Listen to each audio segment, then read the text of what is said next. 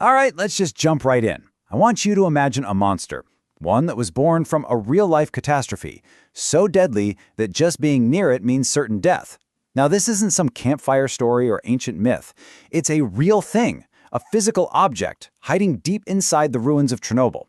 And for a long, long time, it was probably the single most dangerous thing on our entire planet. Yeah, I know. It sounds like something straight out of a horror film, right? But this is the chilling reality of what we're going to explore today. We're heading into the heart of the Chernobyl exclusion zone, to a very specific spot where the fundamental laws of biology just stop working. They break down in a matter of seconds. So, you gotta understand its nickname. The people who found it, they called it Medusa. And you know the old myth, right? One look at Medusa and you're turned to stone. Well, here in the real world, one look at this thing, it would kill you, just a whole lot slower and more painfully. So, what is this thing really? Its official name is the elephant's foot. You can find it, or, well, you could find it, in a basement corridor. And it's this massive, wrinkled blob of what looks like black, glassy lava. Honestly, it looks almost organic, like something that used to be alive. And in a really terrifying way, it kind of was. And listen, I'm not exaggerating here. Not one bit. When this thing was first formed, the radiation just pouring off of it was so powerful that being near it for just a couple of minutes was a one-way ticket, a guaranteed death sentence. Which, of course, brings up a massive question. How on earth could something like this even be created? Well, to understand the monster, you have to understand its birth. We have to go back to that infamous night, April 26, 1986. That's when Reactor 4 at Chernobyl blows up, and everything changes. But the explosion? That was just the beginning. The real horror was just starting to cook inside the ruins of that reactor. Okay, so inside that shattered reactor core, the temperatures were just insane. We're talking over 2,600 degrees Celsius. To give you some perspective, that's nearly half as hot as the surface of the sun. It was so hot that it didn't just melt the nuclear fuel. It melted everything. Concrete, steel, you name it. And this unbelievable heat, this inferno, it created something that had never really existed on our planet before, a substance called corium. And what is corium? It's this nightmarish mix, this cocktail of molten nuclear fuel, sand, concrete, and steel. It is, without a doubt, the single deadliest material humanity has ever created. And the crazy part is, this corium, it acted like it was alive. It was born in the fire of that meltdown. Then, it ate its way right through the steel floor of the reactor vessel. It just burned through it. Then it flowed like lava, melting through 2 solid meters of reinforced concrete, dripping down through pipes into the basement. And that's where it finally came to rest, slowly hardening in the pitch black. So there it is. The monster is now sleeping in the basement. But even though it's solid, its gaze, its radiation is wide awake. And it is absolutely unbelievably deadly. So let's actually try to quantify that. Let's put some numbers to the horror. It took until December of 1986 for the first remote cameras to even find this thing. And when they did, the radiation readings were, well, they were off the charts.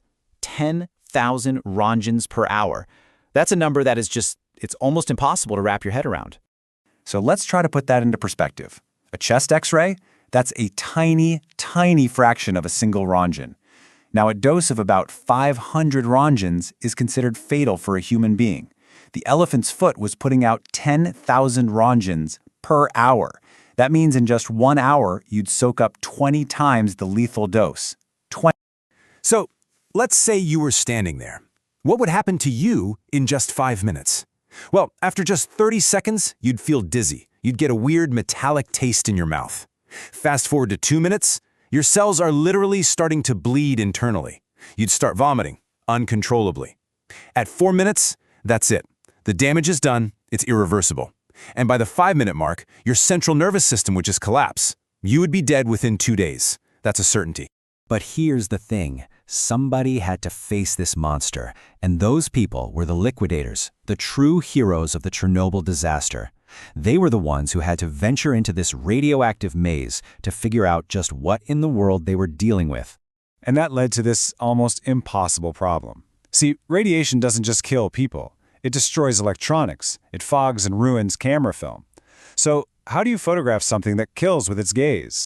They had to get incredibly creative. I mean, they were literally putting cameras on long sticks with mirrors attached, just to peek around corners. At one point, they even strapped a camera to a remote-controlled toy car and just drove it right up to the thing. And the pictures they got back are those iconic, ghostly photos you've probably seen. They're grainy, they're warped, and they're covered in all these little white speckles. You know what those are? Every single one of those white dots is a high-energy particle of radiation physically hitting the camera's film. One of the men you see in those blurry photos is a guy named Artur Korniev. He was a nuclear inspector, and he probably saw the elephant's foot up close more than any other human being. And somehow, miraculously, he survived for years after, though his health was, completely ruined. He had this dark sense of humor about it, though. He used to joke with reporters that he was heavy with radiation. So they had a picture. But that just led to the next big mystery. What is this thing actually made of? A photo's one thing, but to really understand this bizarre new material, scientists needed a sample, a physical piece of it. And how they got that sample, it's one of the most unbelievable stories to come out of the whole disaster. First, they tried sending in a remote-controlled robot with a drill, but the drill bit just snapped right off. This thing was harder than steel. So what do? Well, in this moment of just absolute desperation and genius, they called in a police sniper. They literally shot the elephant's foot with an AK-47 using armor-piercing bullets just to chip off a few little pieces that they could then go collect. And when they analyzed those fragments, the results were actually pretty surprising. It turned out that the elephant's foot was only about 10% nuclear fuel. The other 90%? It was just melted sand, concrete, and steel from the building itself. It had all fused together to form this unique kind of silicate glass, a beautiful crystalline structure that was also one of the most toxic things in existence. So that's the story. But is the danger gone? Is it over? No, not even close. The monster is still down there. And while it's definitely weaker than it was, it is still very, very much alive. The threat hasn't disappeared. It's just changed. You see, back in '86, the big problem was the intense gamma radiation just blasting off of it. But today, the mass is slowly falling apart. It's cracking and crumbling, turning into this incredibly radioactive dust. And if anyone were to breathe that dust in, well, it would be just as deadly. But believe it or not, there's an even scarier risk. And that risk has a name: criticality. The nightmare scenario is this.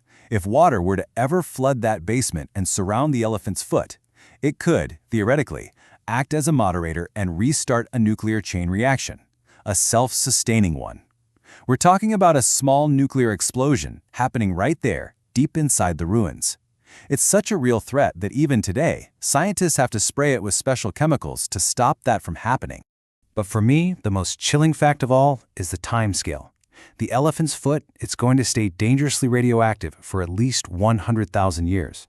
I mean, just think about that. That's a length of time so huge our brains can barely even process it. Human civilization is only a few thousand years old. And so, deep in the dark, beneath the sarcophagus at Chernobyl, the monster waits. It's sleeping. It will be there long after our cities have crumbled. It will outlive our countries, maybe even our entire species. It's a permanent, poisonous monument to one of our biggest mistakes. Just a silent monster patiently waiting for us all to be gone.